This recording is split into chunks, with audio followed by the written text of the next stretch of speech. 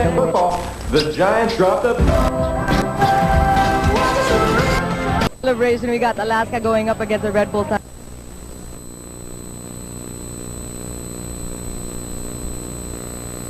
Ito nga, nabanggit ko yung nangyari nung Wednesday dito. Nawawala na naman yung partner ko. Ewan ko, busy yata, naliligaw pa na naman. Dapat kasama ko si Paolo Trillo, pero medyo palagi pagka-umpisa, hindi ko malaman kung nasan siya nagpupunta. Ewan ko, kung nakita niyo, sabihin niyo sa akin. Teka, Chiki. Ayan na. Hindi kita iniwanan, no? Papunta na sana ako dyan. Pero duman muna ako dito, nangangamusta muna ako dito sa mga sexy bulls Nako. ng batang Red Bull. Tinan mo na sinasabi ko. Kasasabi ko lang, napanood niyo ba si Paolo at saka si Janelle nung Wednesday? Pa-flowers ka pa dyan, Paolo. Babae na naman ang kasama mo. Hindi, Chiki. Kasi papunta na sana ako dyan. Pero kakaiba talaga itong depensa ng mga batang Red Bull girls, yung mga sexy bulls.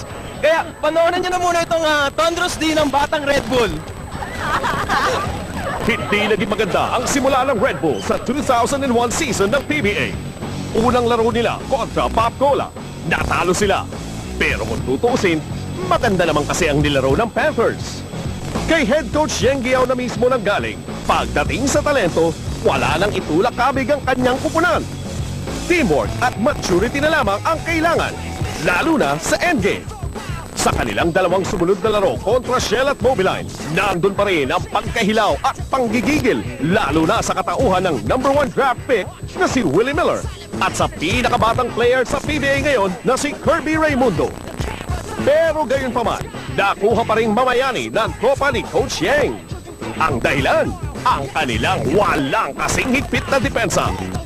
Mula sa intimidation at shot blocks ni Mick Pinisi, sa intensity at kayod ni Davon Harp sa ilalim, at sa hustle at all-out suporta ni na Miller at ng iba pang Thunder, namayani ang depensa sa panalo nila kontra sa Turbochargers at Bullhounds. Kaya huwag na kayong magtaka kung nasa upper half ng team standings ang Red Bull sa ngayon. Depensa po nila ang pinakadahilan. Ano pa kung pati opensa nila ay umandar na rin? Red Bull Thunder, nakakabingi po ang depensa. Defense with a capital D. Nako, Chiki, hindi na ako nagtataka. Alam ko na kung saan nila kukuha yung training nila sa depensa. O, Chiki, papasok ko na sa'yo. Nako ha, sige, daanin mo pa sa depensa ko, no. Ayan, nakikita nga natin yung mga sexy bulls. Di bale, Paolo, okay ka lang sa akin. Kasi may explanation no, ako dun sa kaibigan ko, naghihintay doon. Magaling nga ang depensa ng mga sexy bulls. We'll take a break nang makapahinga ng konti si Paolo Trillo. Pagbabalik namin, mag-umpisa na po kasama ang ating panel. Maybe for 1998 sa pagpapasimula ng All-Filipino Conference. Lalong-lalo na sa taon after winning the All-Filipino crown. In 1997, they had started with 2-3. In 1999, it was 0-3. Well, this year is no exception, and this year is different dahil wala na ang Winyo Abarrientos at saka ang Lastimosa. Instead, it is a new team, and today, they meet an energized Red Bull Thunder in our first game sa Bayan ng Superstars.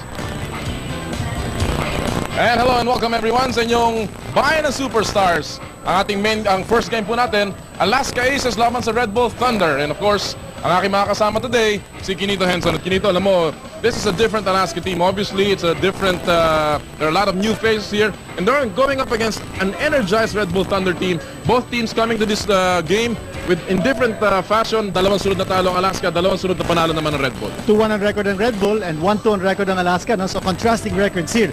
Patama ang sinabi mo, partner, as we take a look at our team standings. San Miguel still on top of the roost. But Red Bull, as we mentioned, 2-1, Alaska and 1-2.